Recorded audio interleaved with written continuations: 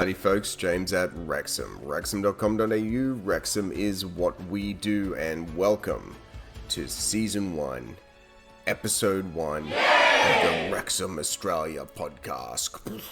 Fireworks, epic music, explosions. Should be super cool, super fun.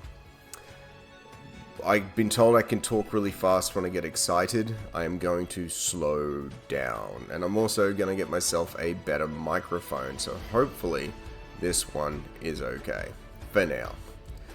Right, let's get straight into it. Alright, for those of you that can't see the video because you're listening on a podcast app, it will be available on YouTube. So you will get to see this in firsthand, so don't panic. Alright, just a couple of brief things. Our new geometry is going to be here in a day or two max. Like, we are really excited about that. That's all the new 223 stuff. And the other thing is the 6mm confirmed G1 BC of 0.513 to 514 in BRs and dashes and Creedmoors. Like, it's right up there. Gary's shooting 0.2s at 400 meters. Like, it's bloody good. We're starting to win some competitions now. I'm very happy with the product development and the trajectory we're on. So we initiated the 6.5 as well. Now, to be completely honest, because I'm always transparent, we blew them up in the 6.5 WSM because I made the jackets too thin, trying to get high terminal performance. That was really like something you really wanted. Went a bit far. Obviously my maths was out a bit there, but we've reattempted that and that's coming now, so it won't be too far away. But everything else so far, and I'll take those learnings onto the 308s and stuff because some pretty interesting stuff changes. But we are now got the 6.5s coming as well. So let's get into the video. Let's talk barrel cleaning. So this is a good point in time to also mention that all of these off-the-shelf sort of ad hoc things, we put on some 4140, we put it on some stainless steel, and we left it for hours. So the BAM, the paint stripper, we got some copper and put them on that as well to see what their effects would be. And we wanted to make sure that at least it's barrel safe before putting it in the barrel. So early on, I think it's worth establishing that we did not see from any of the products, apart from MEK, which we haven't tried yet, any actual steel wear in either 4140 or 416 stainless. So even the sodium hydroxide did not appear to eat the barrel after a period of hours. We also noticed that there was no effect on the bluing after a couple of hours of use, but we obviously would recommend that you take your barrels out or your receivers out if you're going to be playing with paint stripper or MEKP or any of these things on a timber barrel that it might attack. So that's obviously important. The other thing is sodium hydroxide is very hard to completely wash off. So we got a funnel and poured copious amounts of water down the barrel to flush it, and patched it out, and then some alcohol just to be sure, some metho just to patch it out, just to make sure we weren't going to potentially give the barrels a reason to corrode. So there was a little bit more work in that. But is it steel safe? From the testing we've done, it appears so, but the long-term effects we're not sure of yet. But I would also say that once we've finished, we also put some Ed's Red in there as our lubricant, as our rust preventer, and layered it in there really well, and we'll have to patch it out again before we shoot, but we will check it in a couple of weeks, some of these barrels. The other thing is we are leaving the 22243 barrel fairly heavily carboned up at the moment, but we did give it a paint strip to see how it would go. That barrel has its own story, which you will see really soon.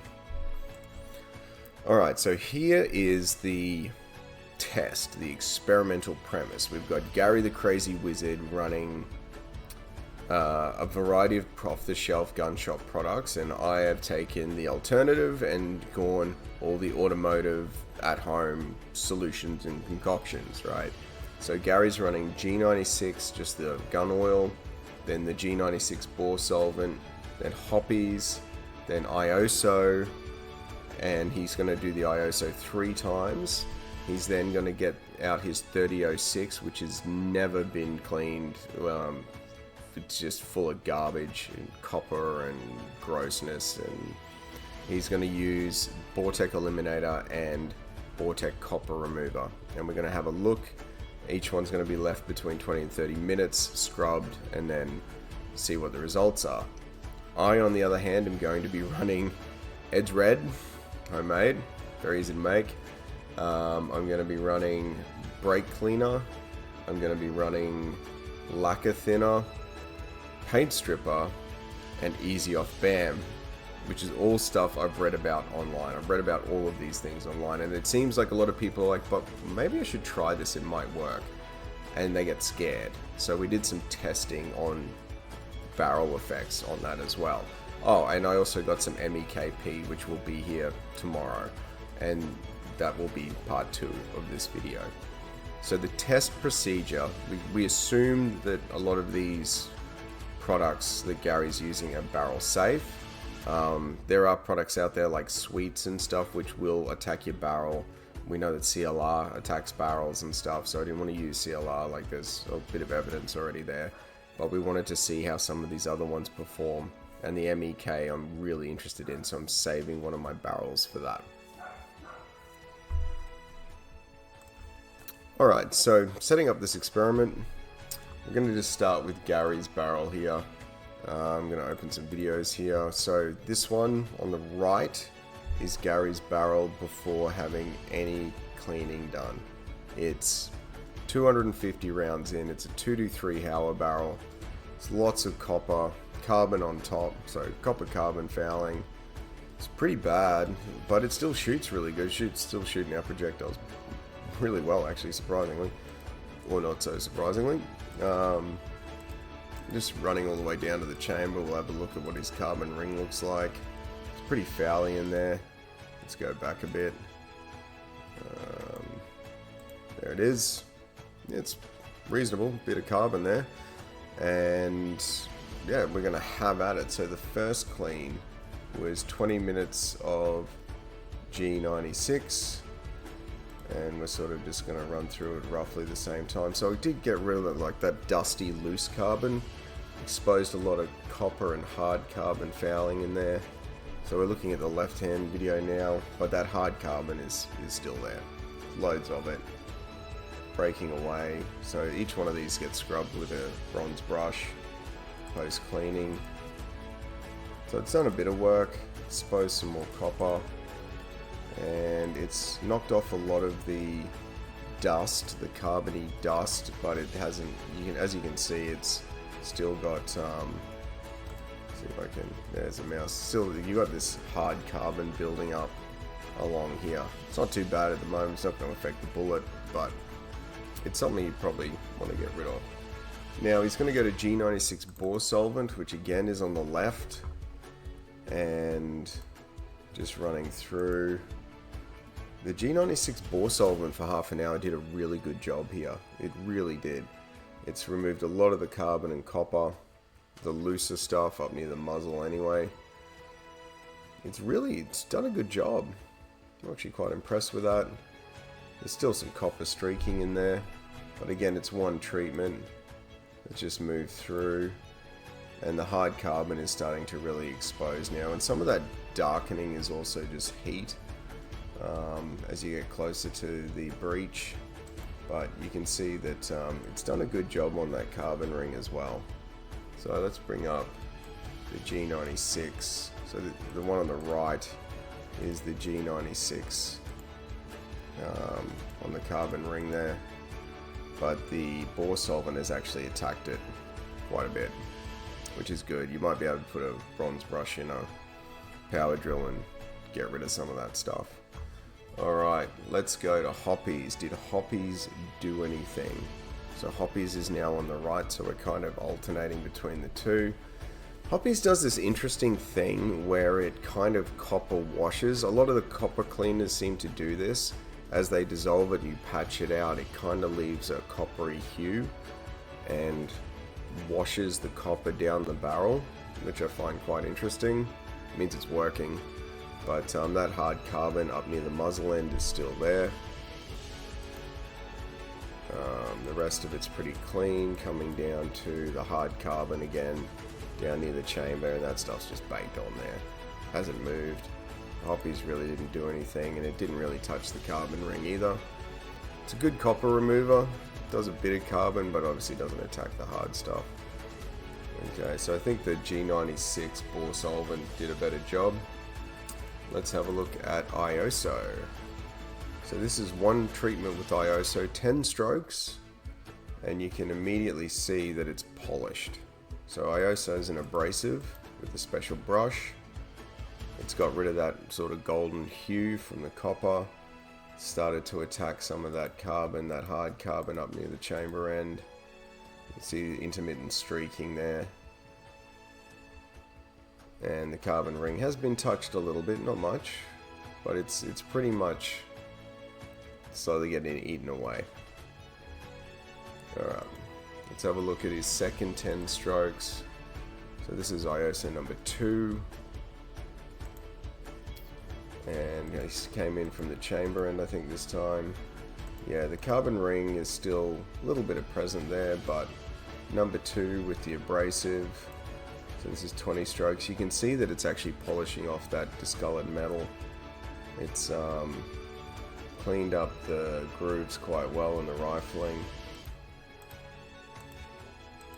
A lot of that hard carbon is gone. There's still some streaking there on top of the rifling, but the grooves are clean.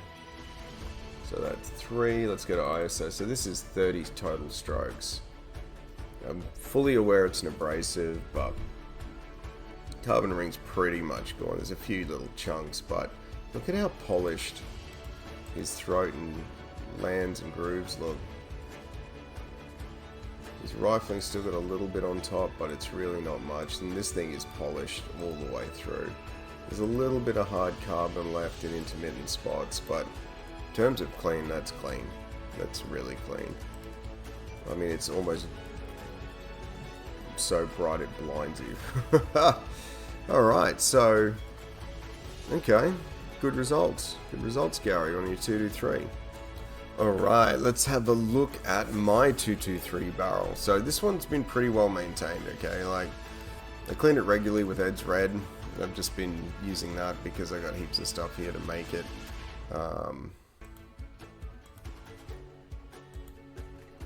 Alright, let's have a look at my 223 barrel. Now this is my 20-inch stainless shorty barrel.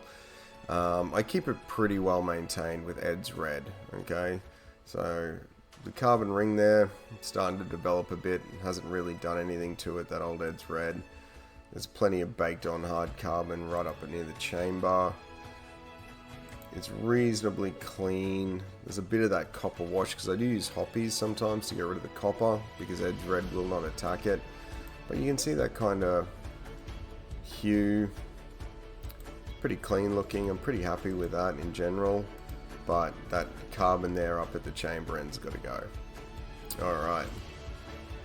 Let's have a look at the results from lacquer thinner. And I'm going to start at the carbon ring here. So this is the lacquer thinner. This is the first thing that I used. So it's not really done much to that carbon ring.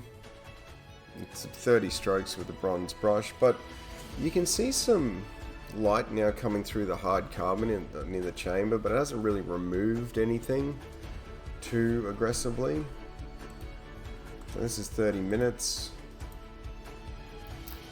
You can still see some of that bluish copper starting to come through, so it's obviously cleaned a little bit of something off.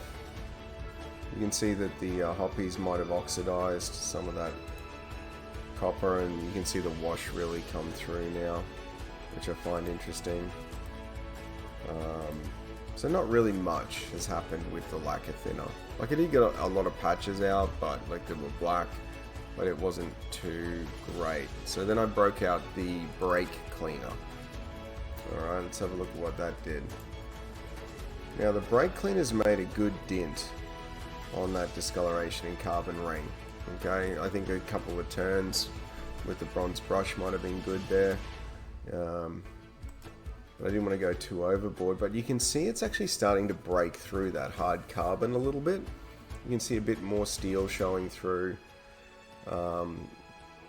It's still pretty discolored from heat, being stainless, I think, and I think the abrasives are the best way to get that off, but that's just color. But generally there's a bit less hard carbon there, and it kind of got rid of a lot of that copper hue.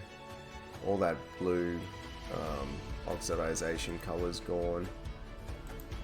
So it's good, it's good. Like, brake cleaner seems to do a good job on carbon, as you would expect after about half an hour, but it's not really smashing that hard carbon. Let's have a look at paint stripper. So again, half an hour with the paint stripper, and yeah, it's attacked that carbon ring even a little bit more.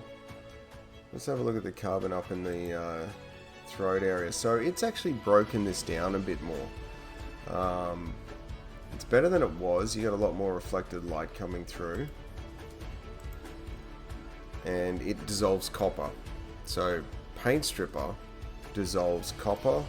It came out really blue the first couple of patches, super blue. I was amazed, and it pushed out a lot of carbon as well. So I'm pretty happy with the paint stripper there. It's done a pretty good job. And then the last one was the easy off BAM, half an hour. Let's have a look at what it did. So the carbon ring, I think that's more discoloration now than anything. There's no actual build-up. But let's have a look in the chamber area, the throat area. And again, it's probably a little bit better. It's not stupid better, but there's a lot more carbon that's been knocked off there. And then it is clean. Like, so this is still in the chamber. Let's have a bit further look down. Look at that. Look at the reflection on that. That is clean. I didn't even go all the way down on that one. That's a shame. But yeah, it's clean. It did a really good job. And it did knock out a lot of carbon as well. Okay, so let's go back to Gary using the Boretech Eliminator on a very dirty barrel and see how that... Alright, so the one on the right is Gary's 3006, no cleaning. Let's see how filthy it is. Let's see if there's any carbon ring sort of build up there. Let's have a look. Not really. This thing has not been cleaned for a really long time. Come on.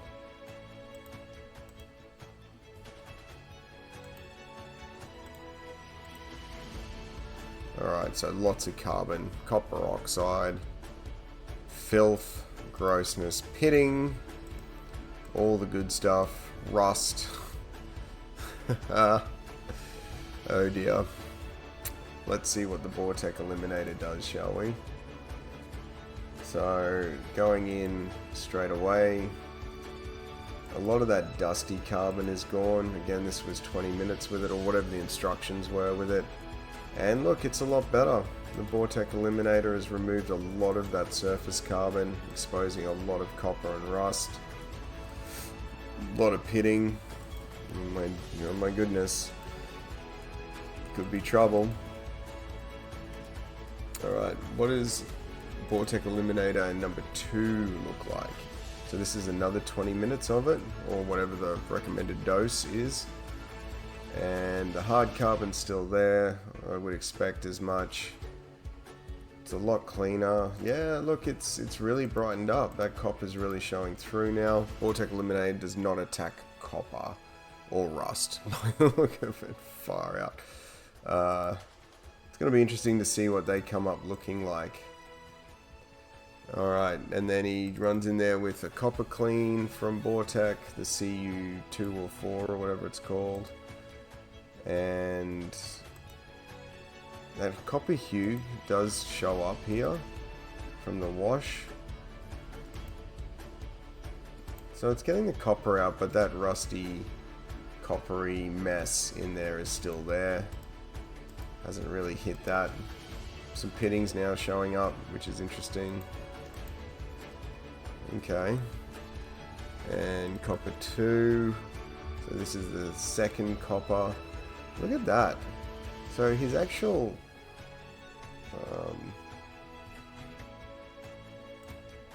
where is it? So this is his chamber. His throat looks nice and clean. Some of that hard carbon's still there. Moving down, that copper hue is kind of removed, but there's still heaps of copper in there. I think it's going to take a while to get rid of all of that. And the rust, big pits are still there. So the second copper clean really didn't do a great deal. There's still lots of filth in there. Some more pitting. I think there's going to need to be... So look, the Boretech Eliminator did do the carbon really, really well. But the copper, it's going to take a few more. Alright. Let's have a look at some of my really bad guns.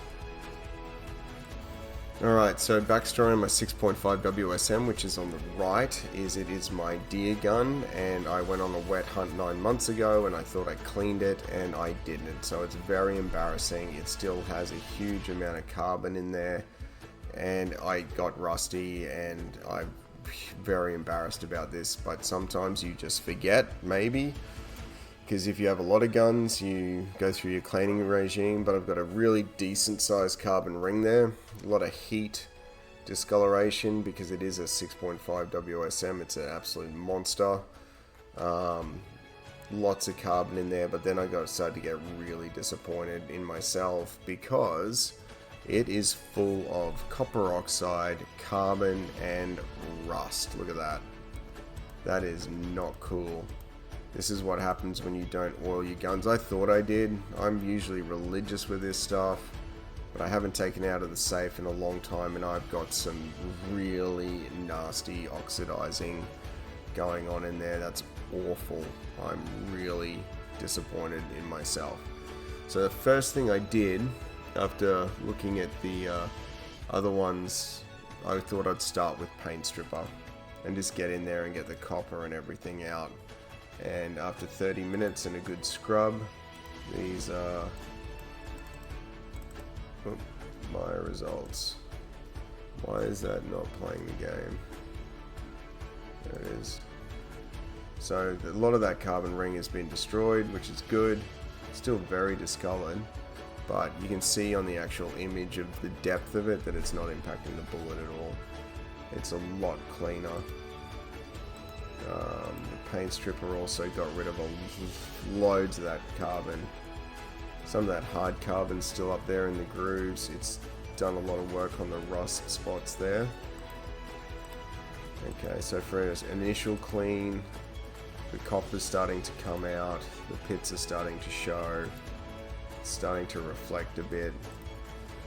And I was like, okay, it's still pretty bad in there. I didn't expect one 30-minute treatment to really work. So I went in with the Easy Off BAM and left it for an hour. And this is what we got after an hour of the Easy Off BAM. So the carbon ring, what does it look like? It's not too bad actually. And moving in. Spent a bit of time there obviously looking around, bit of fire cracking. And look at that. That's Easy Off BAM for about an hour and a good scratch. It's got rid of a lot of the carbon, shown up all the pitting. It's got rid of the rust. The bit of carbon right next to the rifling in the grooves there. But it is clean, like clean. That took a really good scrub too. I went real nuts with it trying to break it all out, but all the copper's gone pretty much. That's, yeah. Oh, actually, sorry, that was Easy Off BAM, and then another treatment with the, just to get the copper out, I use a paint stripper again. But that is infinitely better. Infinitely better than what we started with, which was just a nightmare scenario. Alright. Cool, cool. Now, the final one, the 22243. Now, backstory on the 22243. So I'll bring it up here. The 22243 is a fireforming gun. It did 400 fireforming rounds of 22243 AI in about a 2-hour sitting. It got hot as hell, and it is just been brutalized. It's been oiled, but it didn't have a proper clean at the time. It just got like an Ed's Red scrub, and that was it. So, looking at it now, the carbon ring is literally the length of the freaking neck. Look at it. The fire cracking in this barrel, because that's all it was for, was fire forming, is insane. It looks like charcoal. And it's carboned, like... Oh my goodness. That carbon strips are just feral. It's everywhere. And there's big rusty bits of coppery rust and stuff in there. Probably big pits underneath it and stuff. There's some pitting there on the muzzle. It's been oiled, but just wear and tear. This poor barrel. Oh my goodness. Now this one I'm also saving for an MEK treatment. I then went straight in with 20 minutes of Easy Off BAM. Let's have a look at what happened. Almost all of that carbon in the neck has been removed. Almost all of it. It's infinitely better. Almost a lot of the carbon in the throat area where the fire cracking in has been removed. It's really cleaned it up. There's a bit of copper in there still. There's some good hard carbon still in the grooves there. It needs a bit of work. And on some of the rifling. And then look at that. That's the before and after of that area. Easy Off BAM. Freaking destroys a lot of that stuff, and then you can see the copper really coming through there. So what you usually get is a pit, and then the copper like abrades to it and just mashes itself into the barrel. So I'm gonna save this gun now for the MEK, and we'll run MEK for half an hour in it and see what happens. Alright, so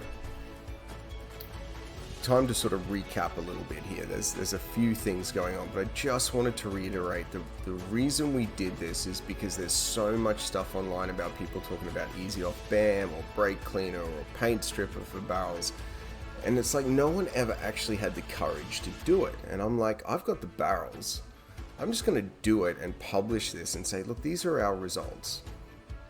Are they safe? What did we find? Doesn't mean it's going to be the same for you, but look at me go, just doing stuff that everyone else was scared to on the internet. Okay, because like a barrel is a consumable item. All right, it gets worn out and you got to replace it at some stage anyway. I got some barrels there that I need to replace. I don't care. Okay, and I got nothing to lose or gain by making this video and spending all this time and effort, other than pure curiosity, scientific interest. So, Gary, I think, and I'm going to confirm this with him, but I think he really likes the process of just G96 Bore solvent and Iosso. It does a really good job. The Boretech Eliminators are really expensive. The G96 solvent attacked pretty much most things, got rid of most of the carbon early on with limited fuss, and then he just Iosso'd it and he can go and continue to compete shooting his thing. Didn't really get great results with the hoppies. The Bortech obviously needs multiple treatments, but it's pretty expensive and you start to use it a lot. Like you might need 3, 4, 5 treatments to do that job. This is kind of what I think I'm getting from him, but we'll confirm, we'll have a chat.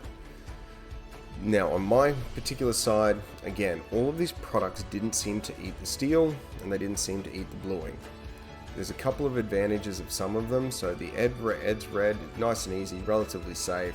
doesn't clean off hard carbon, does not clean off copper, but it protects your barrel, and it's good for just a basic quick get some loose carbon out and get it done.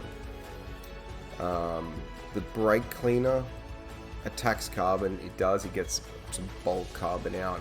Can work on your carbon ring if you just leave it sit in that area, put it on a wet patch or whatever, scrub like mad. It will get the carbon out, but it won't attack the copper, as far as we found. So brake cleaner's good. It's better than carby cleaner. Okay, brake cleaner's got another nasty chemical addition in there. The paint stripper was great. It's easy to use. It's really thick, goes on well, attacks copper and carbon. You can leave it in there for ages and it does its job. Scrub, and it gets out a bulk amount of hard carbon, gets a bulk amount of copper out, and if you don't wash your brushes dissolve. So it attacks copper and goes blue. Okay, your brushes will turn bright blue. You'll need to rinse them out with water. I do rinse those barrels out with water before re-oiling with some Edge Red or Hoppies and cleaning it out, and I even use some alcohol just in case, because I don't exactly know what's in paint stripper, but it's a mixture of like acetone and toluene and probably xylene and all these other things, so I just wanted to get it out, and water does that. You can wet a patch with a spray bottle and just keep pushing it through as well, and then, but you know, I'd probably look at leaving that for a few hours, intermittently reapplying to scrub if you got really baked on carbon. But it works, and it was safe in our barrels. Will it be safe in yours? You'd have to try it. Is it any more dangerous or less dangerous than something like Sweets or CLR? Well, I think it's much safer profile, to be honest, because we know that stuff will dissolve your barrel, period. Alright, the Easy Off BAM. Now, that is probably what I would put for aggressive cleaning. It attacks carbon, and you can scrub the crap out of it. It foams in the barrel and completely covers it as well, which is a nice thing, but sodium hydroxide is really sticky, slippery stuff, and you would have to rinse. So we put the barrel upside down and just funnel with water, just flush it, then patches laced with alcohol, just pushing it through, scrub. Did it work? You betcha. It does scrape off and loosen hard carbon and other deposits, but what's its safety profile like long term? I don't know, because getting it off my fingers was a nightmare. I'd almost consider getting a brush and dipping it in some water and detergent and scrubbing it and then rinsing it. Now that might seem like a lot of work, but considering, you know, people were doing it with CLR and stuff, maybe not. And I would reserve it for an extreme clean time, somewhere where you got like a Saturday to do your maintenance schedule. Will it work? Yes, it does. But you'd have to check if it attacks your bluing or Cerakote or something. It might. Alright. The only other thing to do is MEKP, which I haven't. I'm going to basically fill the barrel with it, scrub. Well, I'll scrub it first with it, get it really agitated, then I'll just fill the barrel with it with a plug in the end and leave it for an hour, and then scrub and see what comes out of that 22243. Alright, so that's pretty much it for Podcast 1, Episode 1, Season 1. Let's get Gary back on here on Episode 2, and we'll go from there. Alright, thanks very much for listening. I hope this has been interesting. Hope this has put some internet myths to bed about barrel cleaning, but we'll have some definitive answers on the next podcast. How exciting. Alright, see ya.